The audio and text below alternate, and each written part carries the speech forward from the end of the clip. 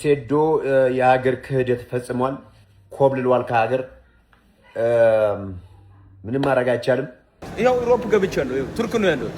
አልተገናኘንም። እኔ ፕሮፌሽናል ነኝ። ፕሮፌሽናል ውድድር ለመወዳደር ለስኮዳኛ ወደ ኢትዮጵያ ላለመመለስ ሄጃለሁ። ሴዶ ማርሻል አርት ሀገርና የስፖርት ክህደት ፈጽሟል፣ በኢንተርፖልም ቢሆን እናመጣዋለን ሲል የውድድሩ አዘጋጅ ጌታቸው መለስ ተናግሯል። የማርሻል አርት ተወዳዳሪው ሴዶ ማርሻል አርት ወደ አውሮፓ ወይም ቱርክ መኮብለሉንና ለመመለስ የ70 ሚሊዮን ብር ቅድመ ሁኔታ ማስቀመጡን ተከትሎ የውድድሩ አዘጋጅ ጌታቸው መለስ ጠንከር ያለ ምላሽ ሰጥቷል። ጌታቸው ባሰራጨው ይፋዊ ቪዲዮ መግለጫ የሴዶን ድርጊት የሀገርና ስፖርት ክህደት ሲል ኮንኖታል። ጌታቸው መለስ በሰጠው መግለጫ ሴዶ ማርሻል በሀገር ላይ ትልቅ ክህደት ፈጽሞ ከሀገር መውጣቱን በምሬት ነው የገለጸው። ድርጊቱ በሀገር ላይ ብቻ ሳይሆን በጥቅሉ በስፖርትም ላይ የተፈጸመ ትልቅ ክህደት ነው በማለት ነው አዘጋጁ ጌታቸው መለስ የገለጸው። ይህም በስፖርት ላይ ትልቅ ክህደት መሆኑንም ገልጿል። ሴዶ ማርሻል የፈለገውን ያህል ቢሸሽ ከተጠያቂነት እንደማያመልጥ የገለጸው ጌታቸው ህጋዊ እርምጃዎችን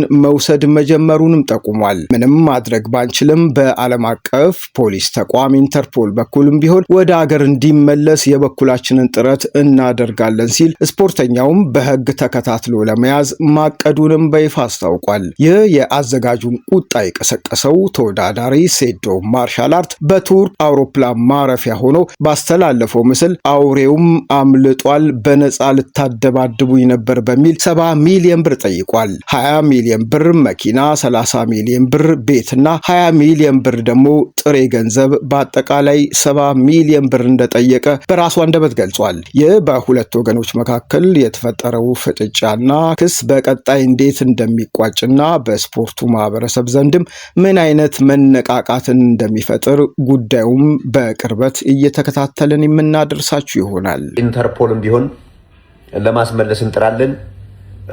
ይሄው ነው የሀገር ክህደት ፈጽሞብናል። እንግዲህ እሱ ብቻ ሳይሆን ለስፖርቱም ክህደት ነው፣ ትልቅ ክህደት ነው።